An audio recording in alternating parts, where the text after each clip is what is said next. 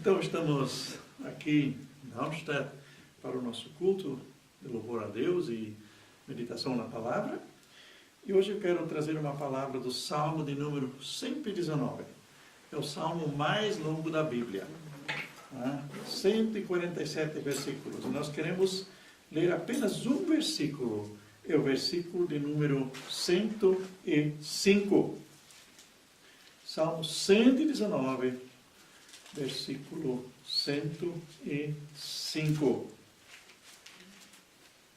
Uma de nossas filhas estava passando por muitos problemas e ela buscou o Senhor. E sabe qual era a resposta que o Senhor deu para ela? Que ela lesse todo dia o Salmo 119. E ela foi lendo o Salmo 119, uma vez por dia. E sabe o que aconteceu? Os problemas foram se resolvendo. As coisas que estavam escondidas foram se revelando.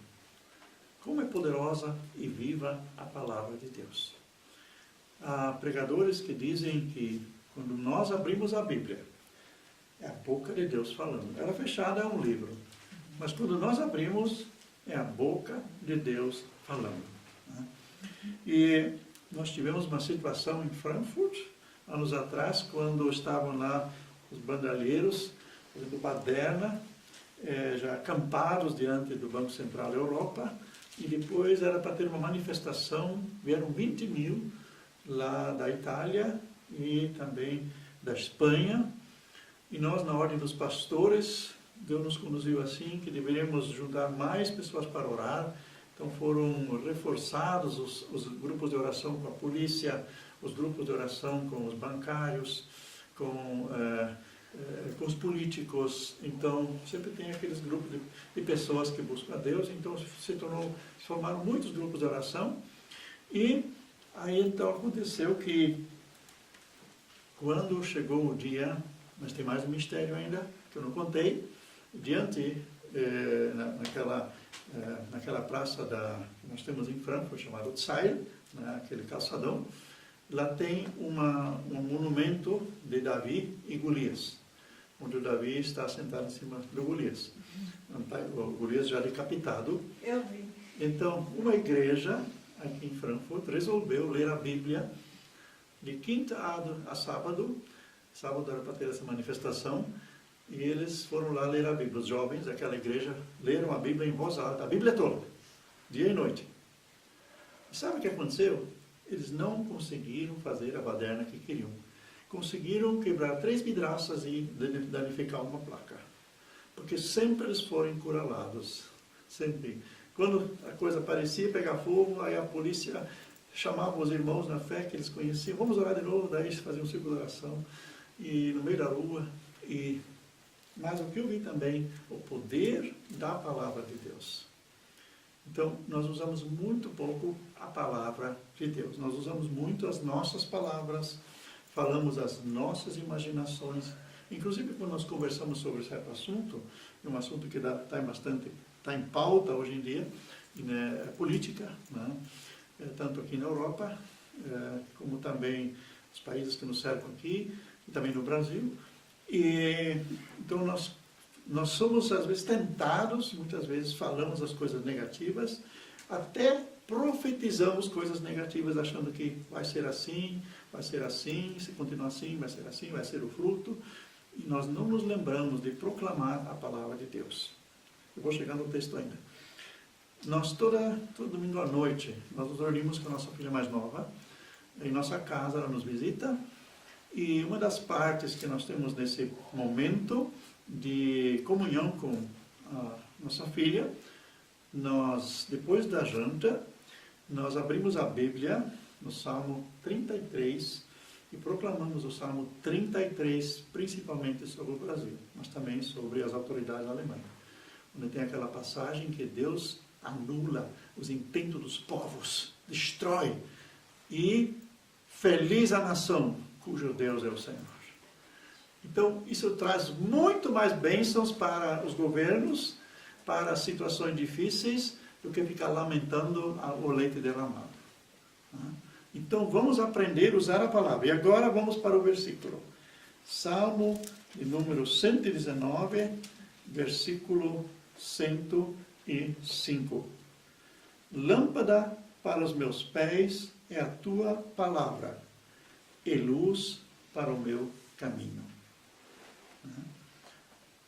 Lâmpada para os meus pés é a tua palavra, e luz para o meu caminho. Só essa palavra. Então nós temos aqui vários, vou dizer, objetos. Nós temos aqui a palavra luz. Nós temos a palavra pés e temos a palavra caminho. Trocando em miúdos, ou levando para a parte prática, nós andamos com os nossos pés por um caminho. E para andar seguro em nosso caminho, precisamos de luz. A palavra de Deus revelada para nós em qualquer situação, ela é luz. Por exemplo, na tristeza, você recebendo uma palavra, Deus te dando uma palavra, você está lendo um texto, de repente, alegria no Senhor, a nossa força. Quando você se sente fraco, desanimado, e acha que já chegou no limite. Inclusive, eu vou dizer, nunca diga isso. Estou chegando no meu limite. Pode chegar no teu, mas não no limite de Deus. Mas não diga isso. Porque o inimigo aproveita essa hora de desânimo. Sempre diga, quando eu sou fraco, é que eu sou forte. Paulo dizia isso. Quando eu sou fraco, é que sou forte. Porque aí, o poder de Deus opera em mim. Às vezes Deus não pode operar porque nós nos achamos hostais ainda, nos achamos fortes, nos achamos, então, aqueles que conseguem fazer as coisas sozinhos, nem precisamos de Deus, né? Quando sou fraco, que sou forte. Tudo posso naquele que me fortalece. Quem é esse que Paulo menciona? Cristo. Davi, que teve muitas lutas, teve sempre inimigos mais fortes do que ele disse, com meu Deus eu salto muralhas. Já como jovem, com 16 anos, ele havia sido consagrado, já havia sido ungido rei. Aí, Saul perdeu a unção por causa de 2 atos de desobediência. Saul governou 40 anos. Imagina, 38 anos sem aquela unção de rei.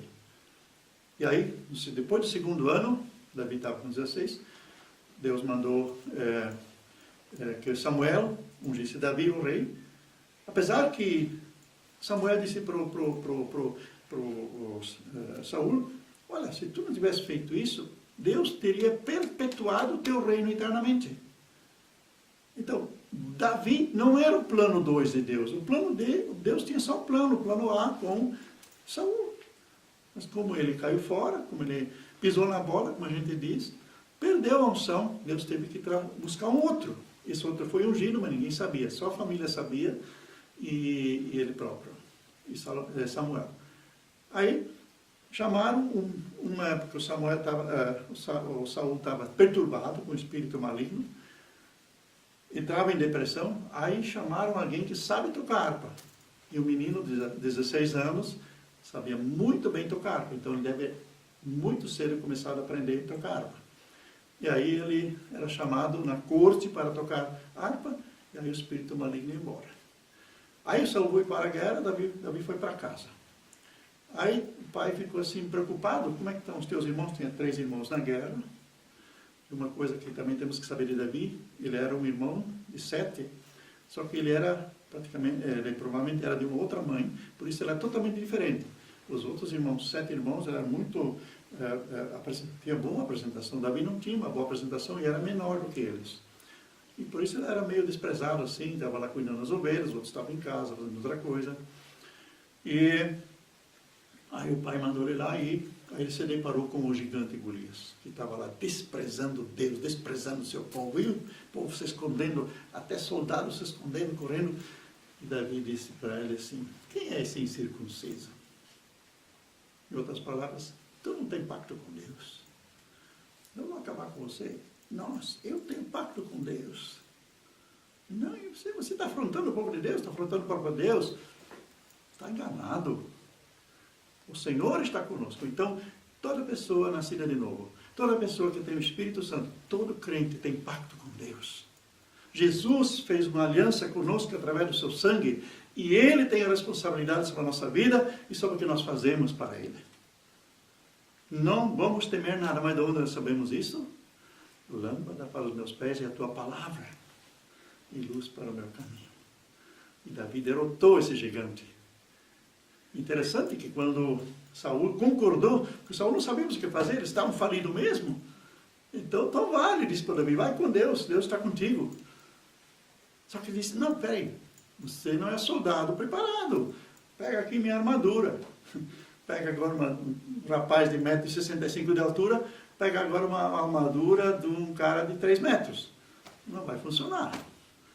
Aí disse, não posso com isso aqui. Eu vou lutar com aquilo que eu sei. Davi escolheu as pedras, escolheu 5 pedras. Provavelmente ele achava que os outros 4 irmãos, porque ele tinha 4 irmãos, esse gigante Golias, também podiam estar por aí. Na primeira vamos liquidar esse um. Aí ele sabia atirar bem com a funda, e porque ele estava na obediência, tá? Porque ele estava na obediência, Deus fez com que essa pedra também atacou este Golias bem no fundo, no meio da testa, que lá havia um lugar que não estava protegido. O cara cai desmaiado, e o Davi não se dá por...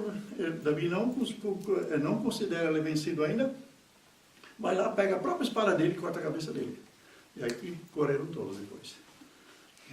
Então, você quando luta, em alguma causa, não faça o trabalho pela metade. Não manda só o diabo embora.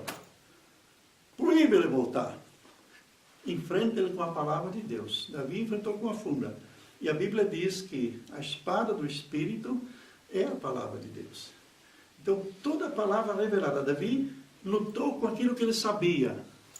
Você tem uma outra palavra do que eu para lutar contra as situações. Nós temos que falar a palavra de Deus para dentro da situação. Porque a palavra de Deus é luz, mas também é força. A Bíblia diz em Jeremias que ela é fogo, que destrói a penha, é martelo. Né? A palavra de Deus faz o diabo correr. Não você mandando o diabo embora em nome de Jesus, também ele tem que obedecer se você está, se você está com o Senhor. Mas cita uma palavra, como Jesus fez, está escrito. O evangelista João diz que nós devemos andar como Jesus andou. E uma das coisas que vamos aprender também com Jesus na hora da tentação, vamos sempre dizer, está escrito. Foram 3 palavras de Deus e o diabo foi embora. Então, ela é luz para o nosso caminho. O que nós temos que fazer com essa palavra? Andar com ela. Primeiro, ela é lâmpada para os nossos pés. Como era na época, a luz que eles tinham na época não era aquele facho de luz que nós temos hoje. A luz da época era uma lamparina com azeite, que sempre mostrava o segundo passo. Estava no primeiro passo, vai dar o segundo com essa luz que você tem na palavra. Então, para você andar no caminho, precisa estar obediente. Senão o caminho não se abre. Tem gente que com 20 anos de vida de fé ainda usa sapatinho de bebê, porque não caminhou ainda. Ou ainda precisa de mamadeira. E vive se ofendendo com Deus e com todo mundo, né? Quando as coisas não vão como gostaria que fosse. É um bebê em Cristo, não aguenta nada ainda. Quer dizer, não caminhou, recebeu a palavra de Deus, recebeu a luz para os seus pés, mas não começou a andar no caminho. E é no caminho com Deus, seguindo Jesus, é que nós vamos fazer a experiência quem Jesus é, nós vamos conhecer Jesus, nós vamos receber mais revelações da palavra de Deus, nós vamos buscar com mais sede e fome a palavra de Deus, Deus vai falar conosco dentro da situação em que nós nos encontramos através da sua palavra, e o caminho vai acabar só na eternidade. Um exemplo é Jesus mesmo. Quando Jesus estava com Lázaro, isso nós lemos, quando Jesus foi informado que Lázaro estava enfermo, João capítulo 11. João capítulo 11, está escrito que Jesus foi informado que Lázaro, o amigo dele, estava enfermo. Então, nós lemos versículo 8. Disseram-lhe os discípulos: Mestre, ainda agora os judeus procuravam apedrejar-te. E voltas para lá? No versículo anterior, Jesus disse: vamos para a Judeia. Depois disse aos seus discípulos, versículo 7, vamos outra vez para a Judeia. Aí disseram para ele os discípulos: Mestre, ainda agora os judeus procuravam matar-te, apedrejar-te, e voltas para lá? Respondeu Jesus: não são 12 as horas do dia? Se alguém andar de dia, não tropeçará, porque vê a luz deste mundo. Mas se andar de noite, tropeça, porque nele não há luz. Quer dizer, nesse caminho com Jesus, tem algumas estações, algumas passagens em que nós vamos encontrar dificuldades. E você pode contar, quanto mais você quer fazer a vontade de Deus, vai ter pessoas que não entendem, vai ter pessoas que são contra.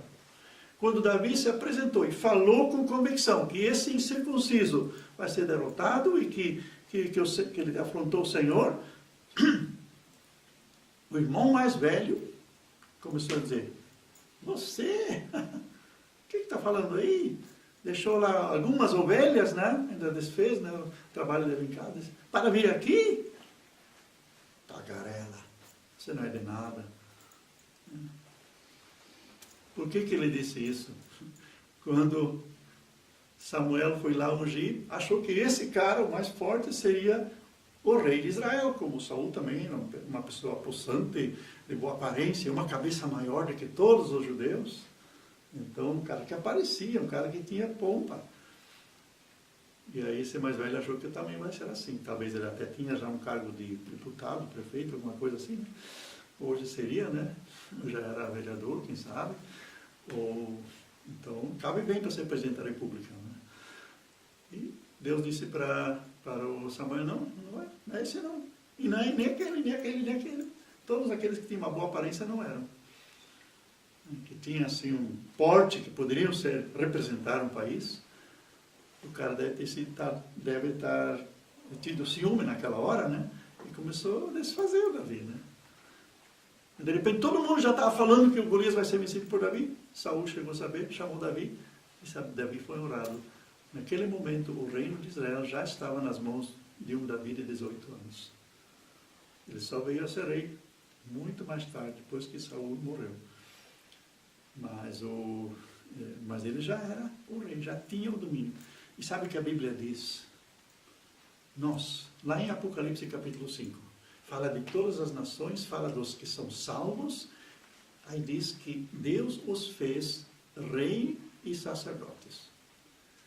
Quer dizer, nós cantamos aquele hino, nós ainda vivemos entre céu e terra, ainda não estamos lá, ainda estamos aqui, mas já somos de lá.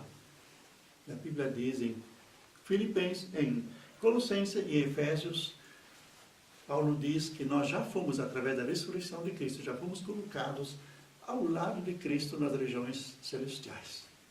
Quer dizer, nosso espírito, nossa vida espiritual, nosso alimento da palavra, nossas revelações que nós temos na palavra, já vivem lá, nós já vivemos a partir de lá, nós não vivemos a partir daqui. E por isso nós temos a autoridade, no nome de Jesus, de confrontar essas situações difíceis com a palavra de Deus. Em nós não somos nada, mas no poder da palavra. E o interessante é, quando no Evangelho de João é falado da vinda de Jesus, no princípio era o verbo, era a palavra, né? E o verbo se fez carne, quer dizer, no princípio era o verbo estava com Deus, e o verbo era Deus. Quando a Bíblia fala em João 1, fala da palavra. E depois se diz, e o verbo se fez carne, no mesmo capítulo de João, capítulo 1. O verbo, a palavra, se fez carne e habitou entre nós. Nós vimos aqui o termo luz. E a luz e a palavra era a luz dos homens. Quer dizer, esse Jesus que veio era a luz dos homens. Nós temos luz. A primeira palavra que Deus falou foi essa também. Haja luz. E houve luz. Deus é luz. Deus é amor.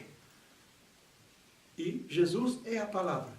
Então, se nós lemos a palavra, se nós obedecemos a palavra de Deus, nós estamos obedecendo a Deus, estamos obedecendo a Jesus, nós estamos tendo luz, nós estamos começando a entender a situação. E o maravilhoso dessa coisa toda é que nós reconhecemos, através da ação do Espírito na palavra, que por detrás daquelas situações, quem está? Está o diabo, para nos destruir. Então nós não estamos, como Paulo falou em Efésios capítulo 6, lutando contra pessoas de carne e sangue. Estamos lutando contra espíritos dominadores. Mas o bom é que esses espíritos dominadores já não têm mais autoridade para quem está em Cristo Jesus. Na cruz, Jesus já derrotou todos esses espíritos. E Paulo também afirma que nós andamos na vitória de Cristo. Em toda parte nós estamos vivendo, andando, caminhando nesta vitória que já temos. Como é que nós sabemos disso? Através da palavra. Então, a nossa arma de luta é a palavra. Nós não precisamos lutar contra o inimigo porque ele já está derrotado. Nós proclamamos contra ele a vitória. Por exemplo, chega um oficial de justiça trazendo uma mensagem do juiz. Não é o oficial de justiça que está julgando a causa, não é ele que está fazendo o despejo de alguém que não paga o aluguel. O oficial de justiça traz sua mensagem. Quem deu a sentença foi o juiz. Jesus é o juiz que já deu a sentença para o inimigo, que já venceu o inimigo lá na cruz. Nós somos os oficiais de justiça que levamos o recado. Em nome de Jesus. Quem está por detrás de nós? É Jesus. O nome de Jesus. E isso a Bíblia chama de vida plena. Jesus disse, o diabo vem para destruir, para matar, para roubar. Mas eu vim para que tenham vida. Jesus veio dando a sua própria vida para que tenhamos vida em abundância. Ele diz, para que tenham vida em abundância. Há tanto crente xoxo por aí. Há tanto crente apagado. Não se vê vida em Cristo. E a Bíblia diz em Romanos 8 que a criatura está gemendo, aguardando a manifestação dos filhos de Deus. Para o nosso próprio bem, quando obedecemos e andamos na palavra, é que nós devemos viver e para o bem dos outros também. Muitos crentes não pecam mais fazendo as coisas erradas. Muitos crentes pecam não fazendo a coisa certa. Nós temos uma missão. Toda pessoa convertida, toda pessoa que aceitou o Senhor Jesus, toda pessoa cheia do Espírito Santo tem uma missão a cumprir. Você precisa encontrar, Senhor, onde está a minha área de glorificar. Talvez tem coisas que ninguém está fazendo ainda. E Deus quer que você faça isto que ninguém no corpo de Cristo ainda esteja fazendo. Como é que você vai saber? Pela luz da palavra. Quando você é uma pessoa estudiosa da Bíblia, quando você está, não só apenas ler a Bíblia para se informar, mas realmente como um alimento, como uma direção, Senhor, o que queres que eu faça hoje? Vão se abrir portas. Porque a carta aos Efésios, capítulo 2, a partir do versículo 12, diz que em Cristo Jesus nós somos uma nova criatura. Criado para boas obras, as quais Deus já de antemão preparou para que andássemos nelas. Isso é vida realizada. Buscar em primeiro lugar o reino de Deus e a sua justiça e todas essas coisas que você se preocupa tanto, que está deixando a tua vida difícil, coisas que não estão se abrindo, Jesus diz, que serão acrescentadas. Já o rei Salomão disse, a bênção de Deus enriquece, sem o nosso esforço. Não carece esforço humano. Então nós temos que aprender a viver a partir da palavra, a partir da luz da palavra, a partir do poder do Espírito Santo, a partir do poder que existe no nome de Jesus. E a nossa vida vai ser outra, ao ponto de muitos nos invejarem também querer essa vida. Pois foi assim que os primeiros cristãos se alastraram tanto, se multiplicaram tanto.